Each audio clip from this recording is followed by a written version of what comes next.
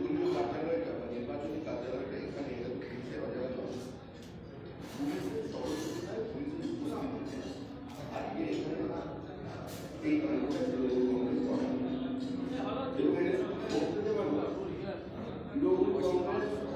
পুলিশের সঙ্গে পরিকল্পনা করেই কাজটি করছে। এরকম তো নয় এখানে জমায় হচ্ছে এখানে একজন সাংসদ নির্বাচিত জনপ্রতিনিধি তার অধিকার আছে তার অবস্থান পরিবর্তন যারা আজকে বিভিন্ন সময় বলছেন যে বিভিন্ন স্বতঃসাধিত জনপ্রতিনিধি হোক তিনজন দল পরিবর্তন করে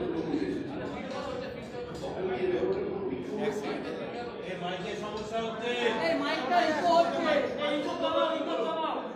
ইকো হচ্ছে একবার চেক করো না শুনে যাচ্ছে তো ঠিক আছে মাইক ইকো হলে অসুবিধা এবারে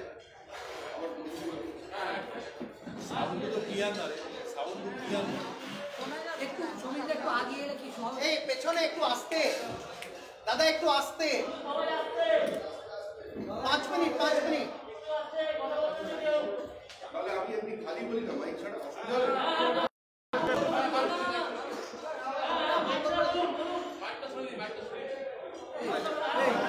সেটিংটা করে দাও সেটিংটা মারো না ওইটা ঠিক আছে দাদা একটু চামচটা বাদ দিয়ে হাতে খেতে বলতে পারে বন্ধ হবে সাউন্ড ঠিক আছে কি এবং ডান আর করা যাবে না ইকো হচ্ছিল কোনটা মাইক বন্ধ করব কি করব এটা ঠিক আছে সব দেখা যাচ্ছে অডিও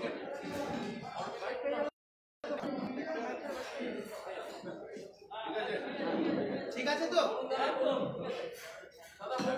এটা নিয়ে প্রশ্ন ছিল যে আজকে সকালে যে ঘটনাটা ঘটলো পার্টি অফিসের সামনে এটা নিয়ে আপনাদের কি বক্তব্য? এই মুহূর্তে পশ্চিমবঙ্গে আইনের শাসন নেই, এখানে প্রশাসন বলে কিছু নেই, যেটা আছে সেটা হচ্ছে সম্পূর্ণ দল।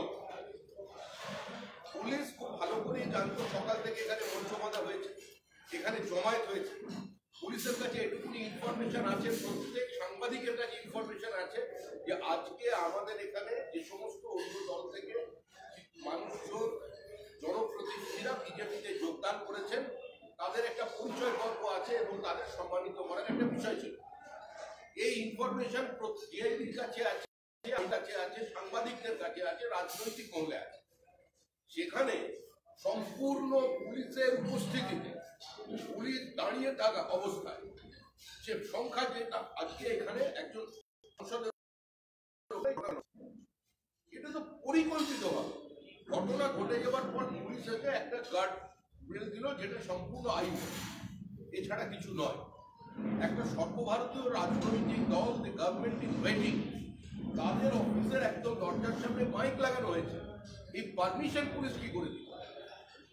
আজকে পশ্চিমবঙ্গে আমরা কোনো জায়গায় মিটিং মিছিল করতে গেলে বিভিন্ন সময় আমাদের ঘোষিত কর্মসূচি বাতিল করে দেওয়া হচ্ছে পুলিশ পারমিশনের অজুহাতে। বিভিন্ন সময় বলা হচ্ছে যে এই পুলিশ চিঠি দিয়েছেন আপনারা, কিন্তু আমরা তো আপনাদের কোনো উত্তর দিইনি, আপনারা তো এসডিওকে জানাননি, আপনারা বিডিওকে জানাননি। বিভিন্ন জায়গায় সমস্যা তৈরি করে চলেছে এই সরকার। আজকে পুলিশের উপস্থিতিতে এই ঘটনা ঘটেছে, একদম প্রত্যক্ষভাবে পরিকল্পিত উপায়ে পুলিশ মিলে আজকে কাণ্ডটি ঘটিয়েছে। এটা গণতন্ত্রে কাঙ্ক্ষিত। যারা বাংলা এবং বাংলা সংস্কৃতির কথা বলছেন তারাই তো কোনো রাজনৈতিক বহুত্ববাদে বিশ্বাস করে। এত অসহিষ্ণু সরকার আমার মনে হয় ভারতবর্ষের অন্য কোনো জায়গায় নেই।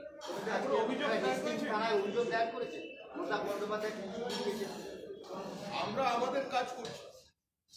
একটা রাজনৈতিক দল প্রথম রেসপন্ড করে রাজনৈতিকভাবে, প্রশাসনিক স্তরে যেগুলো করার আমরা করেছি, আমরা জানি তার কোনো ফল হবে, কিন্তু তা সত্ত্বেও আমরা সেটা করছি। আগামী দিনে কর্মসূচি নিয়ে কি আপনারা আশঙ্কা করছেন এখানে কোনো কর্মসূচি করা যাবে কিনা? যেভাবে পুলিশ এবং তৃণমূল কংগ্রেস বলছে করছে, সেক্ষেত্রে এই পার্টি অফিস পরিচালনা করা আপনাদের ইলেকশন অফিস একটা দেখুন, ভয় পেয়ে বিজেপি পিছিয়ে আসার অবস্থায় নেই। আজকে আমাদের 130 জনের বেশি কর্মী খুন হয়েছে। গত 7 দিনের মধ্যে আমাদের 3 জন খুন হয়ে গেছে। নাড্ডাজির উপরে আক্রমণের প্রতিবাদে মিছিল বেরিয়েছে, সেখান থেকে আমাদের সুখদেব প্রামাণিককে তুলে নিয়ে যাবে।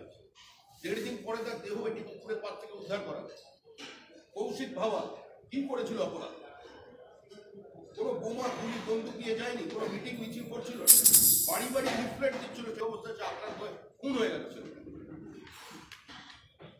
আমাদের অশোক সরকার 4 দিন আগে বিজেপির একটা মিটিং অর্গানাইজ করেছে রাজারহাট। তার ছেলে আমাদের সক্রিয় যুব শাখার কর্মী, বারবার তার থেকে তোলা আদায় করা হচ্ছিল জমিকে কেন্দ্র করে। আজকে তাকে গুলি করা হলো, 10 রাউন্ড ফায়ার হয়েছে তার উপর মধ্যমগ্রাম। দাদা বিজেপি তো ওখানে বসে যায়নি, এরপরেও তো ওইখানে ওই রাজারহাটে বিজেপি মিছিল, এরপরেও তো পূর্বস্থলীতে বিজেপি আছে, এরপরেও তো হালিশহর, নৈহাটি, কাঁচরাপাড়ায় বিজেপির মিছিল চলছে, আমাদের গৃহ সম্পর্ক অভিযান চলছে। আজকে হেস্টিংসের অফিস আক্রমণ করে বা এখানে কয়েকজনকে হেনস্থা করলে বিজেপি বন্ধ হয়ে যাবে এরকম বিষয়টা নয়। আমরা আমাদের অবস্থানে ঠিক আছে। পশ্চিমবঙ্গে তৃণমূল কংগ্রেস রাজনৈতিকভাবে কোনো রাজনীতির উত্তর দিতে পারছে না, তারা আজকে এই আশ্রয় বেছে নিয়েছে। যেভাবে 2011 সালের আগে নেতাই দেখেছিলেন আপনারা, যেভাবে সেই সময় বামফ্রন্ট বা বিশেষ করে সিপিআইএম এর যে আচরণ ছিল পশ্চিমবঙ্গের বিভিন্ন গ্রামে গঞ্জে, আজকে একইভাবে এই দল রাস্তায় চলে এসেছে। এর থেকে মানুষই মুক্তি দেবে। আপনি বলছেন আজকে যেটা হয়েছে পুরোপুরি তৃণমূল কংগ্রেস এবং পুলিশের মিলিভগত, যেটাকে বলে আমরা, এটা যেটা সম্ভব নয়। হেস্টিংস এটা অত্যন্ত কলকাতা শহরের মধ্যে গুরুত্বপূর্ণ জায়গা, সেখানে একটা মঞ্চ বাঁধা হচ্ছে তৃণমূল কংগ্রেসের, তার সামনে বিজেপির কার্যালয়, মাইকটা এনে যে আমাদের গেট, সেই গেট পর্যন্ত মাইকটা লাগিয়ে দেওয়া হচ্ছে। সেটা কোনো পারমিশন, কোনো প্রয়োজন নেই, সেটা পুলিশ জানতো না। সহযোগিতা না করলে এই কাজ করা সম্ভব নয়। এটা কোনো প্রত্যন্ত গ্রাম নয়, এটা কোনো সীমান্ত এলাকা নয়, সুন্দরবনের কোনো দ্বীপ নয়, কলকাতা শহরের হেস্টিংস অত্যন্ত গুরুত্বপূর্ণ স্পর্শকাতর জায়গা। সেখানে দলীয় কার্যালয়ের সামনে মঞ্চ বেঁধে দেওয়া হলো, সেখানে মাইক লাগিয়ে দেওয়া হলো।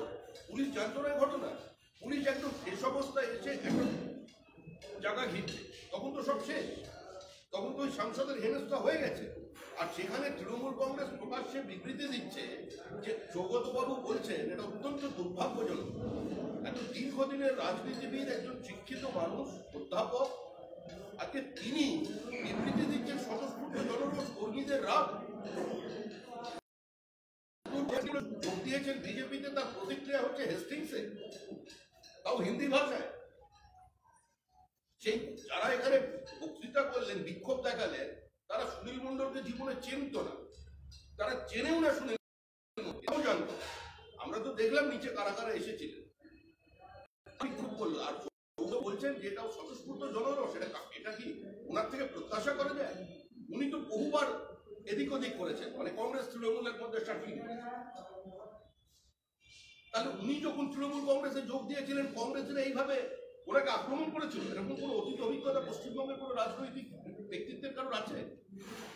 তৃণমূল কংগ্রেস গোটা দলটাই তো কংগ্রেসের নেতাদের নিয়ে তৈরি হয়েছে। বহু কংগ্রেসের বিধায়ক তৃণমূল কংগ্রেসে যোগ দিয়েছে, মিউনিসিপ্যালিটির চেয়ারম্যান তৃণমূল কংগ্রেসে যোগ দিয়েছে, পঞ্চায়েত স্তরে যোগ দিয়েছে।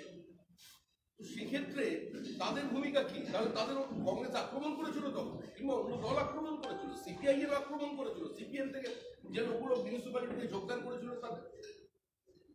গণতান্ত্রিক দেশে একজন নির্বাচিত, যে নির্বাচিত জনপ্রতিনিধি নয়, একজন রাজনৈতিক কর্মী, সেটা তার অবস্থান বদল করতেই পারে। কিন্তু তার জন্য এটা হবে পুলিশ না জানলে এটা তো সম্ভব নয়। মন্ত্রী ফিরহাদ হাকিম জানাচ্ছেন যে এর সঙ্গে তৃণমূল কংগ্রেসের কোনো সম্পর্ক নেই। তপশিলি সম্প্রদায়ভুক্ত কিছু মানুষ, হয়তো তাদের কোনো নেতা ছিলেন বা অনুগামী ছিলেন, তারাই এটা করেছে, তৃণমূল জড়িত। তৃণমূলের এখানে মঞ্চ হলো, তার নামে নেতারা জয়ধ্বনি দিলে তিনি বলছেন যে তৃণমূলের এখানে জড়িত, তার ছবি নিয়ে এখানে তারা ডেমনস্ট্রেট করছে, তার নামে স্লোগান দিচ্ছে, জিন্দাবাদ বলছে, তাকে বলছে এগিয়ে যেতে, তারা তার সঙ্গে আছে বলছে। তিনি জানেন না এই সমস্ত অবস্থান, এই সমস্ত বক্তব্য হাস্যকর। শ্রমিকরা আজকে কাকুতি বক্তৃতা বলেছেন যে উদ্দেশ্য প্রণোদিতভাবে দিল্লির নেতারা বাংলা সংস্কৃতি, বাংলা মানুষকে অপমান। অনেকবার বলেছেন, পুরনো হয়ে গেছে, মানুষ এগুলো নিচ্ছে না। না, উনি এটাও বলেছেন যে বিজেপি দুষ্কৃতীদের দল, দুষ্কৃতীদের সঙ্গে নিয়ে ঘুরে নিজেরাই বলতে অন্যের ঘাড়ে দোষ দেয়। আজকে মঞ্চটা কি বিজেপি বেঁধেছিল না তার দল বেঁধেছিল? উনি বলতে পারেন তৃণমূল কংগ্রেসের কাছে কোনো পলিটিক্যাল এজেন্ডা নেই, নতুন কোনো ন্যারেটিভ নেই, নতুন কোনো বার্তা দেবার নেই। দু চারজন নেতাকে নিয়ে তাদের একটু দেখা উচিত তৃণমূল কংগ্রেসের তৃণমূল স্তর এই মুহূর্তে কোন জায়গায় আছে। সেখানে ধস নেমে গেছে, তারা দুয়ারে সরকার কার্যক্রম নিয়ে বাড়িতে যেতে পারছে না। তৃণমূল কংগ্রেস কোনো সময় শিক্ষকদের কথা বলছে, কোনো সময় সরকারি কর্মচারীদের কথা বলছে। এটি ঘটনাটা বিজেপির সঙ্গে দু একজন সাংসদ, বিধায়ক, তখন মিউনিসিপ্যালিটি চেয়ারম্যান বা পঞ্চায়েত, জেলা পরিষদের ঘটনা নয়। সার্বিকভাবে তৃণমূল কংগ্রেসের কর্মীদের থেকে, কর্মীরা তৃণমূল কংগ্রেসের তৃণমূল স্তর থেকে করে। আর এই ধরনের অভিযোগ তো বারবার শুনছে, প্রতিদিন একই অভিযোগ। এই অভিযোগের তো উত্তর হয় না। আপনাদের সাংসদ অর্জুন সিং আজকে বলেছেন যে তৃণমূল গণতন্ত্র মানে না, সুতরাং গণতান্ত্রিক উপায়ে ওদের জবাব দিলে হবে না, অগণতান্ত্রিক জবাব অগণতান্ত্রিকভাবেই দিতে হবে। এটা নিয়ে কি বলবেন? শব্দচয়ন এবং প্রতিক্রিয়া একান্তই যিনি দিচ্ছেন তার ব্যক্তিগত, এটা স্বাভাবিক না। অর্জুন সিং যেটা বলেছেন, আজকে অর্জুন সিং আমাদের দলে যোগদান করেছেন, তিনি নির্বাচনে লড়েছেন, এমন নয় যে তৃণমূলের প্রতীকে জয়ী হয়ে তিনি বিজেপিতে যোগদান করেছেন।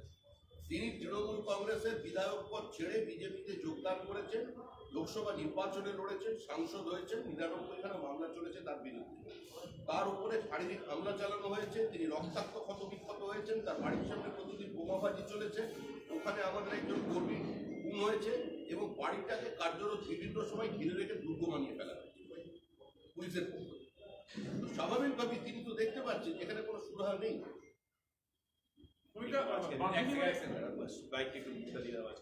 আওয়াজ আসছে, প্রবলেম হচ্ছে।